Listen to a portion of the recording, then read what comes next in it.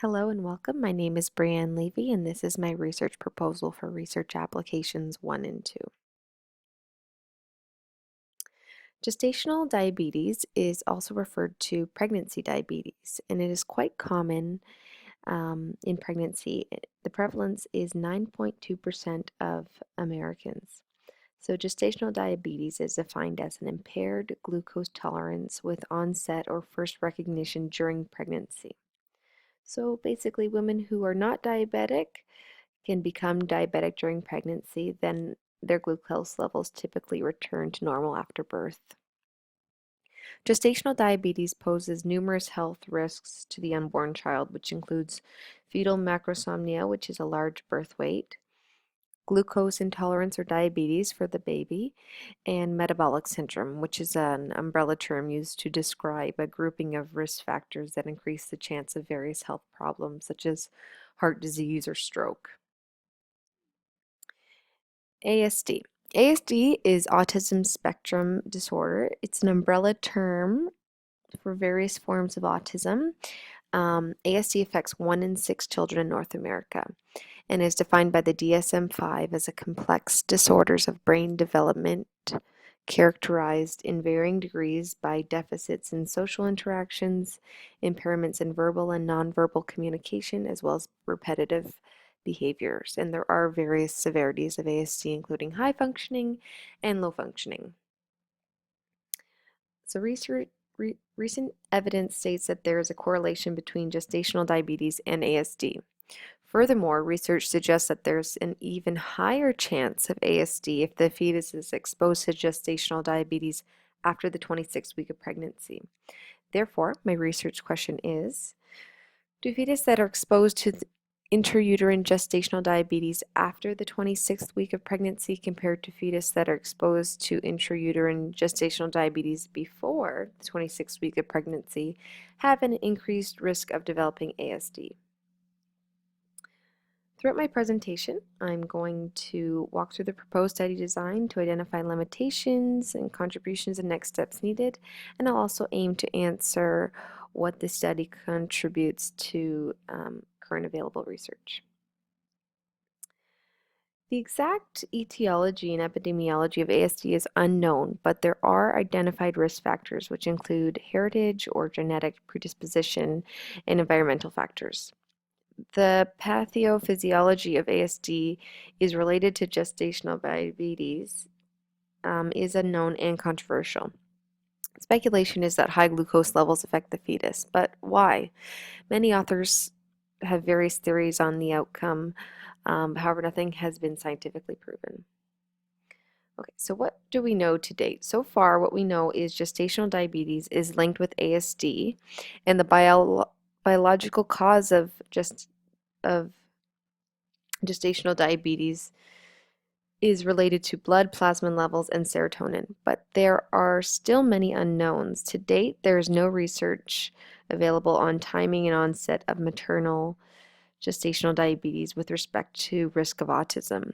This is important because it validates the need for more data and more research by identifying the lack of resources and research surrounding the 26th week of pregnancy, and invites a more focused and specific investigation into timing and onset of gestational diabetes and its implication on the health on the fetus, which is the focus of this proposed study. Additionally, there's limited paternal knowledge in all previous studies. There's an abundance of information about the mother, but very limited paternal knowledge, as sometimes the father is not involved or unknown. Many articles do not even know basic paternal information such as age. The proposed study intends to gather equal maternal and paternal data, including demographics, health history, and family history. It's important to note this gap in knowledge and lack of literature on the subject, which calls for reason for further investigation. Additionally, there is no biomarker for ASD, meaning there is no brain function test that objectively diagnoses ASD. It is a subjective diagnosis. Although this is not the study's main focus, it is interesting to see if any serotonin or blood glucose levels could affect or lead to advances in finding a biomarker for definitive clinical testing for ASD. The proposed study contributions. So we really want to identify the 26th week of pregnancy importance and its role in the development of ASD or not. We want to incorporate further study of the paternal role in ASD in offspring. And we're going to use clinical and medicinal measures to do so. So we're going to be using blood testing mainly. We're going to test glucose levels as well as serotonin and cortisol levels. Um, the biological cause of gestational diabetes is elevated levels of plasma, cortisol levels, and serotonin. Serotonin impacts prenatal and postnatal brain development, and abnormal serotonin levels in the brain cause asymmetric development of serotonergic system, which therefore leads to incorrectly connecting neural circuits. So alterations in signaling and serotonergic function are linked with ASD. Additionally, high cortisol levels are connected with many serotonin-derived pathological disorders, but further research needs to be conducted to strengthen the connection. Research suggests the best time to assess these cortisol levels is immediately after birth. So objectives. The goal of the study is to establish the relevance of the 26th week during pregnancy as related to the onset of diabetes. Can this be definitively proved? We're going to find out. And to what degree of validity can it be proved? And we also want to find out what if the father has diabetes or a history of diabetes, does this impact the fetal health? Methods. So the study design will be a prospective cohort. This is an appropriate study design because longitudinal cohort study that follows people over time. In this case, it's going to be 5 years.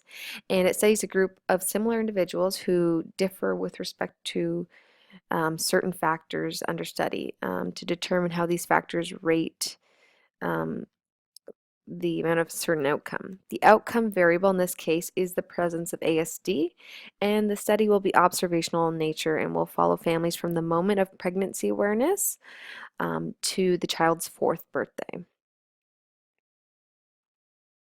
Subjects and inclusion criteria.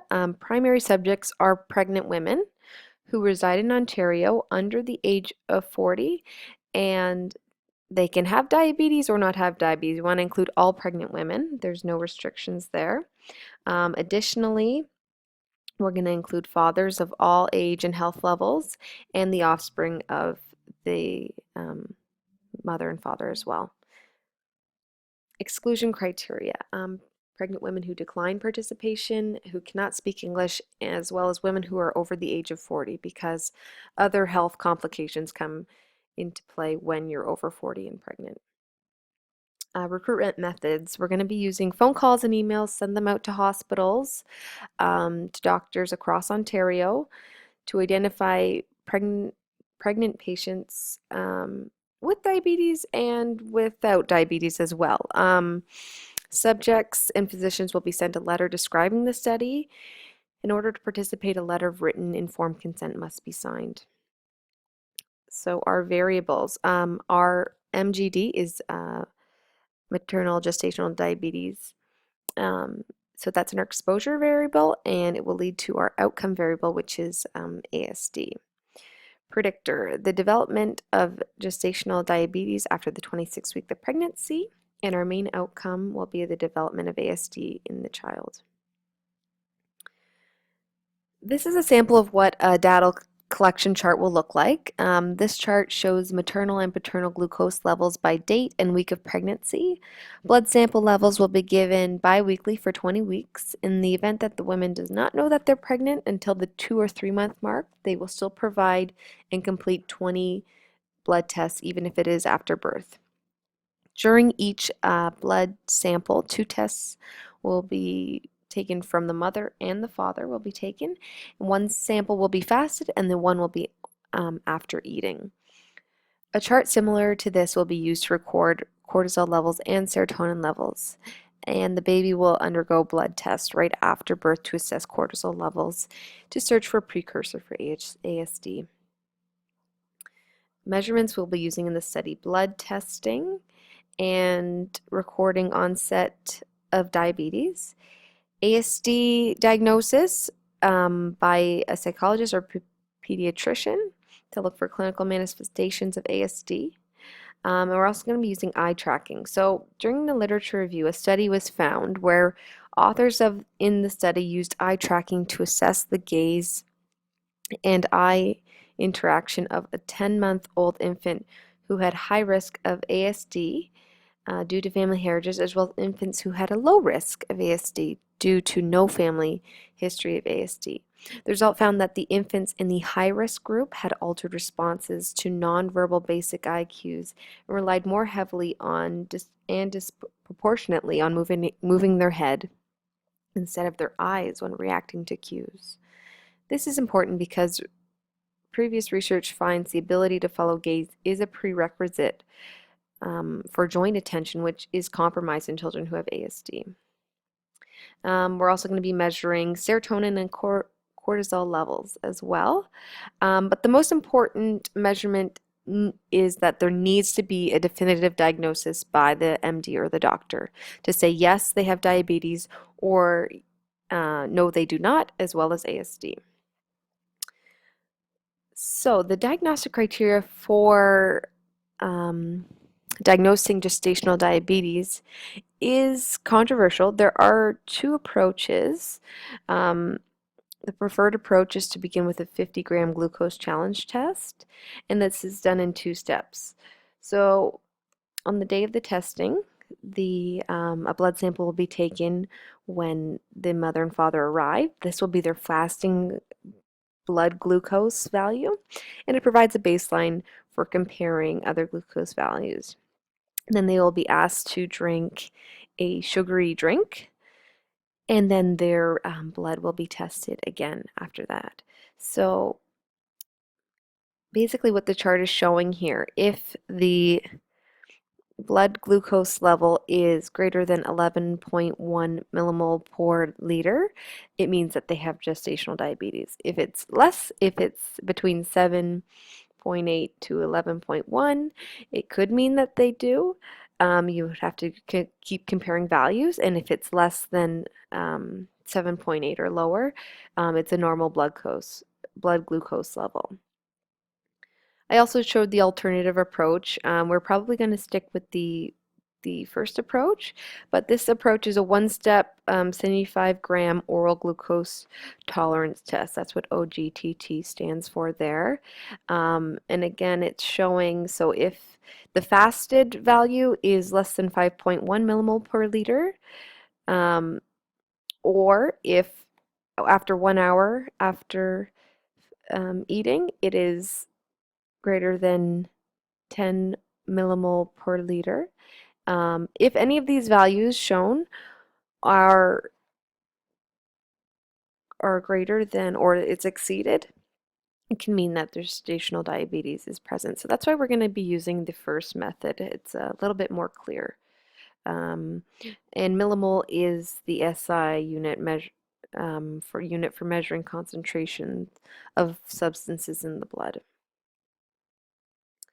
For the cortisol testing and serotonin testing. So cortisol has many functions. It helps the body use sugar, glucose for fat and energy.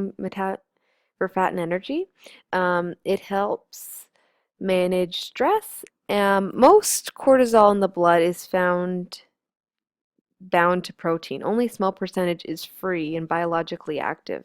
So blood cortisol testing evaluates both protein-bound and free cortisol, while if you did urine or saliva testing, you would only get the free cortisol.